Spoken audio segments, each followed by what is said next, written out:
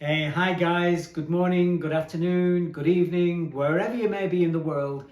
Thank you for watching this video, very important video, which I'm going to talk about the link between poor dental health and dental hygiene and dementia. I also want to say hi to Lynn, she's here with me. Hi Lynn. Hello. Okay, so what's the issue here? Back in 2019, my publisher, Jessica Kingsley Publishers, became aware of a huge problem with dental health in the UK. In the US, they have this perception about UK teeth not being all that great. Okay, that's always been the thing in the US.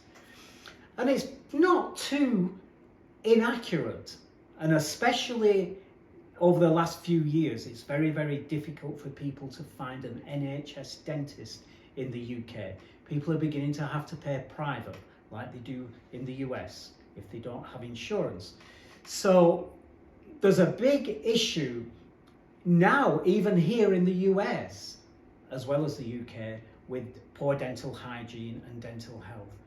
And there is a huge connection, not just between dental health and dementia, but also premature death. One of the biggest causes of premature death, avoidable death in seniors, in older people, is something called aspiration pneumonia. Now, aspiration pneumonia is where somebody will breathe in some disease, some bacteria, some junk that is in the mouth, in the teeth, and it goes into the lung. And of course, this develops into pneumonia. Pneumonia as itself is also referred to as old man's friend, because it's something that very often ends older people's lives. Pneumonia is very often the primary cause of death. We can avoid it, where aspiration pneumonia is concerned, by ensuring that we have good dental health and good dental hygiene. Okay, and we'll talk about that more extensively in a moment. So my publisher, who published A Clinician's Guide to Non-Pharmacological Dementia Therapies, then commissioned me to write a guide, the pocket guide to mouth and dental hygiene in dementia care. Now, this book, this guide, is useful for everybody, from children right through to dental professionals. And it is aimed towards supporting people who have dementia in their dental health and dental hygiene.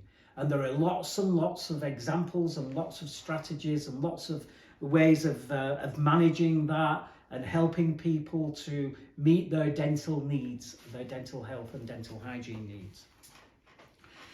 So it was discovered a few years ago by the nursing school in the US that there was a big link between dementia and people who lost teeth and didn't have them replaced or didn't have dentures. There was a greater risk of them developing Alzheimer's disease. The people who did lose teeth and then had them replaced with dentures, for example, had a lower risk of developing Alzheimer's disease. So there's the link. Okay, I mean, the link, if there's a hole here, it goes into your head, into your brain. There's the link. It goes straight up there. Bacteria, toxins, all that kind of stuff. So it's really important that we look after our teeth, we look after our mouth. Now, when we're working and supporting people who are living with dementia, who may not want our interaction, they don't want our involvement, they don't want us to help them clean their teeth, they don't want to do it, they don't want to brush the teeth, they don't want to clean their mouth, they push you away, they're not interested, they get upset, they get aggressive, they get agitated. So the guide gives you lots of ways in which you can manage that, lots of ways in which you can work with that. A case example is, I've got a couple here. One of my patients was a very old lady, and she'd always looked after herself, and she always looked really, really nice. And every time I went to visit her, she lived in an assisted living community. Every time I went to visit her, she looked beautiful. She looked great. She was well into her 80s, early 90s. And she had a fall, and she chipped the front of her tooth. And this made her feel very self-conscious, very self-aware. She started to stay inside. She started to withdraw into herself. And this is a no-no for people who are living with dementia, and it's especially a no-no for older people.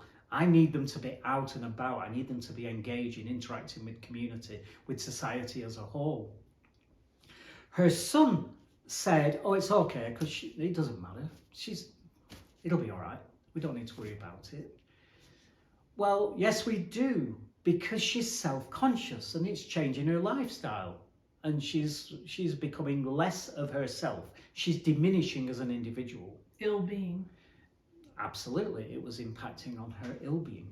So, you know, her son agreed, and he got her to the dentist, and she had it fixed, and I think she had the tooth replaced in the end. But the point is, she came back to being herself, and she came back to going out and spending time and making her appearance her very important part of who she was and who she is.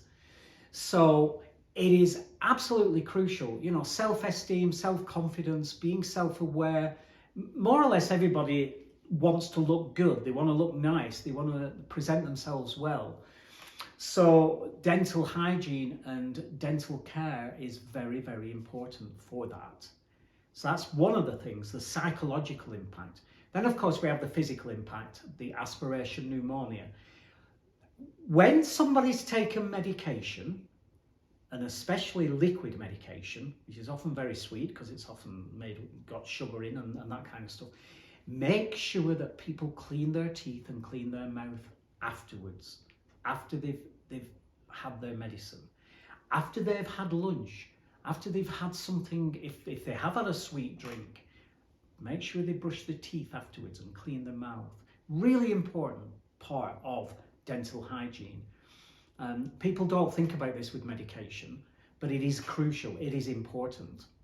When people have eaten, again, make sure that people clean their mouth, clean their teeth, you know, use a toothpick maybe, or use a water pick, or some people talk about using mouthwash, others not so much, because there are some negative aspects of using mouthwash. So whatever it is, however that person normally cleans their mouth and normally cleans their teeth, that's what you want to follow, and that's what you want to encourage. At least twice a day, people should clean their teeth and manage their mouth.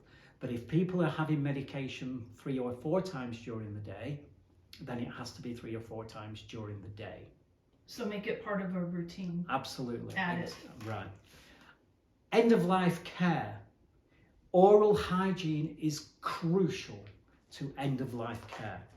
If somebody is actively dying, we need to ensure that their mouth is being kept clean, moist. And one of the best things to use is pineapple juice. You use pineapple juice around the mouth, and it's good for hydration, but it also cleans up a lot of bacteria. Okay, so pineapple juice is a good thing to use for that. People who don't want to go to the dentist, you know, we should be going every 6 months or so. People don't want to go to the dentist. Okay, so in that guide is an example of a guy who was quite a young guy, but his teeth and his mouth, he had severe halitosis, so his breath smelled. He had infections in his mouth and his teeth, but he wasn't going to the dentist. He was frightened to death of going to the dentist. So I linked in with a dentist, learned about this guy who was a huge Queen fan, loved Queen, and that's just by as an aside, so do I. Queen, brilliant group, fantastic. He was a big Freddie Mercury fan. I found a dentist who was also a Queen fan. So what we did was the dentist agreed to be playing Queen music in the surgery, in the waiting room.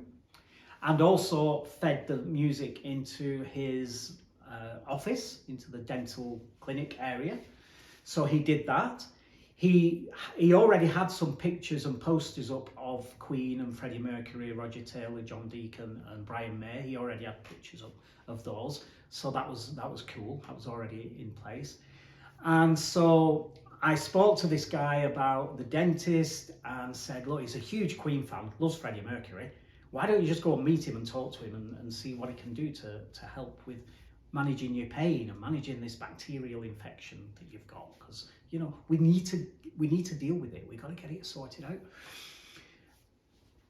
So he agreed to do this, right? He agreed to come with me, and we played Queen in the car. So we played the music, his choice. It was great because we love it. We sang along.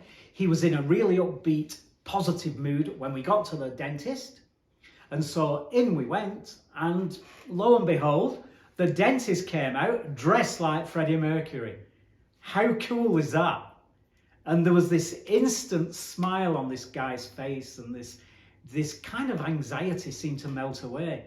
And they got together and they really hit it off, and he began to trust this guy, and he got his mouth over time. He got his mouth managed, he got his dental treatment done, he got infections under control, and it made a huge difference to his quality of life. So it's all about collaboration. You know, we've got to collaborate. There are fantastic dentists out there who are willing to work and do whatever it is to help individuals. Now, I've done some training with dentists and spoken at conferences, dental conferences, about how we can support and manage people with dementia in the dental practice. And we talk about colours, we talk about how the practice needs to be, the waiting room needs to be set out with activities and engagement things there. Not a long wait time for people who have a cognitive issue. The wait time must be minimum. The colours have got to be the right thing, and all this kind of stuff. There's ways in which you can work with the dental team to ensure a positive experience for people who are afraid of going to the dentist, who don't want to get involved with that, who just refuse dental involvement. So, and that's the same with people, you know, people who don't have a cognitive issue, terrified of dentists. Not my favourite thing to do. Is it yours, Lynn? Yes. Oh, actually, it is. Yeah, well, actually, she does like that. She is a frustrated dentist. She should be studying to be a dentist. Or a meteorologist. Or a meteorologist, right. Or a meteorological dentist. There you go. Oh. So this is the important thing, you know, getting to the dentist, caring for people's teeth, caring for people's mouth, and making sure that you're improving quality of life by that. Don't make dental hygiene or dental health the bottom of the care plan. If you have a care plan, a treatment plan, a strategy, ensure that the dental health is close to the top, because it's absolutely crucial. It's really important. Is it ever too late? It is never too late. No matter how old you are, it's never too late to get to a dentist and to get your mouth evaluated, assessed, and the treatment plan in place. I'm aware of the challenges in the UK. So if you're listening to me from the UK, I am fully aware of how difficult it is to find a dentist. And get an appointment. You know, dentists have pretty much refused to work with the NHS now. So finding one is tough. It's very expensive, as it is here in the US. Very expensive in the US. A lot of people go to different countries to get dental treatment here. Many people might cross the border into Mexico and get dental treatment, dental hygiene. But it is crucial, wherever you go, whatever you do, look after your teeth, look after your mouth. Please share this really important video. Please share it with all your friends, all your colleagues, all your family.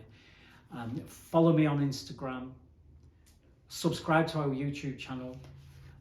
Go to our website, drdanielnightingale.com. Find me on Psychology Today. Any questions you may have, post them on any of those platforms, including Facebook.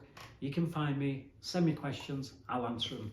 Invest in this. this is a really important part of your library.